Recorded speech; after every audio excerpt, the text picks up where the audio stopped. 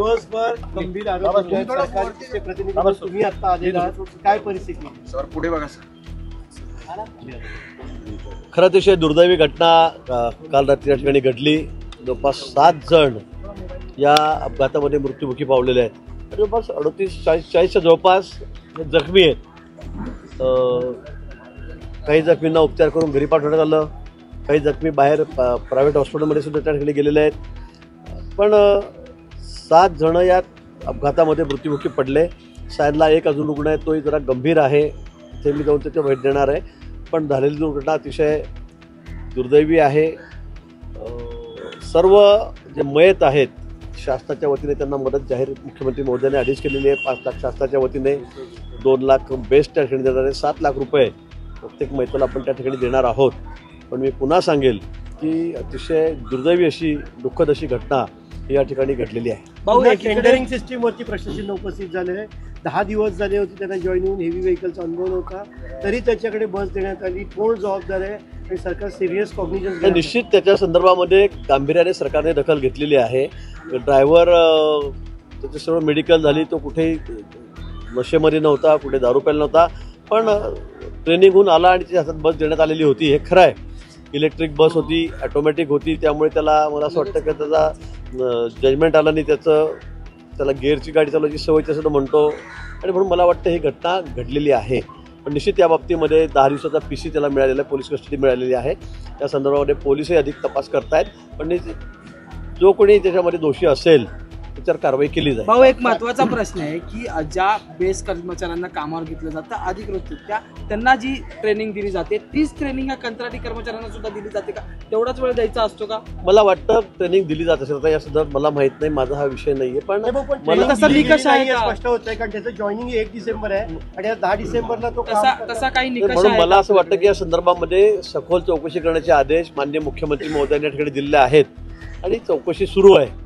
चौकशी अंतीच आपल्याला त्या ठिकाणी निकषावर जाता येईल. आणखी एक महत्त्वाचा मुद्दा आहे, बेस्टच्या अपघातामध्ये लोकांचा बळी जात असतो. तर त्या संदर्भात आता काही चौकशी करणार की आधीचे अपघात आणि आजचा जो अपघात झालेला आहे त्या संदर्भात काही चौकशी सरकार करणार आहे? निश्चित मी आपल्याला हेच सांगितलं, आधी सांगितलेलं आहे की या संदर्भामध्ये सरकारनं हा विषय अतिशय गांभीर्याने घेतलेला आहे. यापूर्वी सुद्धा काय ज्या दुर्घटना घडल्या असतील त्या कालची घटना या संदर्भामध्ये सगळ्या गोष्टींमध्ये त्या ठिकाणी विशेष चौकशी त्या ठिकाणी होईल. आणि चौकशी करून हे अपघात घडणार कसे नाहीत या संदर्भामध्ये निश्चित आम्ही विचार करू. सरकार त्या संदर्भामध्ये विचार करेल. भाऊ, मृतांना मदत केलेली आहे पण जे जखमी आहेत किंवा काही अनेक रिक्षांवर जे तो थेट बस चढलेली आहे, आम्हाला काही आता रुग्ण मिळाले की त्यांची रिक्षा गेलेली आहे पण त्यांना MRI साठी बाहेर पाठवण्यात आलं होतं. असं प्रकारचं त्यांना काही मदत करणार आहे का सरकार? निश्चित या संदर्भामध्ये आपण नेहमीच बघितलं असेल, अपघात झाला की मृत असते त्याला तर आपण मदत करतो पण जखमींनाही मदत करत असतो. मुख्यमंत्री मोदयांशी मी आता संपर्क करण्याचा प्रयत्न केला पण तो झाला नाही. त्यांना मेसेज मी टाकलेला आहे की याची जखमींनाही मदत केली गेली पाहिजे. निश्चित संध्याकाळपर्यंत किंवा उद्यापर्यंत हा निर्णय घेण्यात येईल.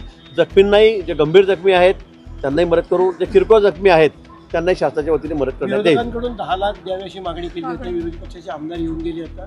10 लाख मृतांना द्यावे, 5 लाखाचे तुटपुंजे तसं त्यांचं आणि 1 लाख जखमींमध्ये मला वाटतं 7 लाख रुपये आता आपण या ठिकाणी दिलेले आहेत. बेस्ट ते 2 लाख रुपये आणि शासनाच्या वतीने 2 लाख.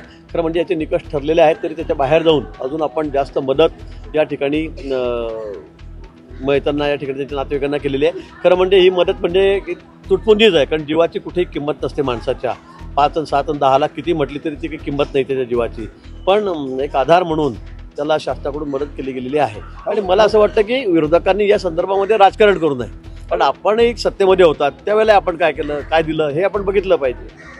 बाबा एवढं मोठं हॉस्पिटल आहे मात्र त्या हॉस्पिटलमध्ये MRIची सुविधा नाही आहे. जे जखमी झाले त्यांना बाहेरून MRI काढण्याचा सल्ला इकडे हॉस्पिटलकडून देण्यात येतो. राजावाडी हॉस्पिटलमध्ये सोयी सुविधांचा अभाव. मला खरं म्हणजे या संदर्भामध्ये कुठली माहिती नाही. मी पहिल्यांदा ज्या हॉस्पिटलला या ठिकाणी आलेलो आहे त्यामुळे MRI आपल्याकडे MRI नाही आहे. CT स्कॅनची सुविधा उपलब्ध आहे.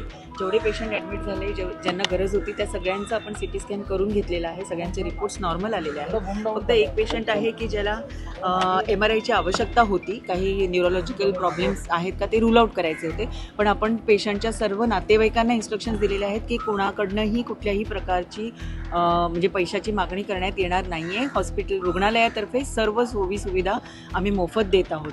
आणि MRIची गरज असेल तर राजावडी हॉस्पिटलला आपल्याकडे MRI उपलब्ध आहे. पेशंटला घेऊन जाण्याची पूर्ण जबाबदारी ही आमची आहे आणि असे इन्स्ट्रक्शन्स आम्ही सगळ्या नातेवाईकांना दिलेले आहेत. गिरीश, एक वेगळा विषय आहे. अजित पवारांची ईडीची चौकशी ही सुरूच राहणार आहे. म्हणजे भाजपच्या घरात कंट्रोल राहील. गिरीश, महत्त्वाचा विषय काय महत्त्वाचे विषय तुमच्यावर सत्तेत आहे त्यांची चौकशी बंद होणार असं वाटतं तर चौकशी सुरूच राहते? मला वाटतं काही नियम आहेत त्या नियमाच्या अधीन राहून काही चौकशा सुरू असतील. आता आपण कालही बघितलं सुप्रीम कोर्टामधून मला वाटतं अजितदादांना त्या ठिकाणी दिलासा मिळालेला आहे. ज्या काय चौकशा आहे असं होता कामा नाही की बाबा आता सत्तेत आले आमच्याकडे आले म्हणून सगळ्या चौकशा बंदल्या असं नाहीच आहे. कुठे जे आरोप आमच्यावर होत आहेत मला वाटतं ते सगळे निराधार आहेत. अजून सगळ्याच कोणी असेल त्याच्या चौकशा सुरू आहेत त्या आहेतच. मला वाटतं शपथविधी कधी होणार आहे? नियमानुसार सगळ्या कारवाया सुरू आहेत. आमचं सरकार शपथविधी कधी होणार आहे? शपथविधीची तारीख काय ठरली आहे का? अधिवेशनाची अजून कुठली तारीख ठरलेली नाही. माझ्याकडे अजून कुठली अधिकृत माहिती या ठिकाणी नाही. पण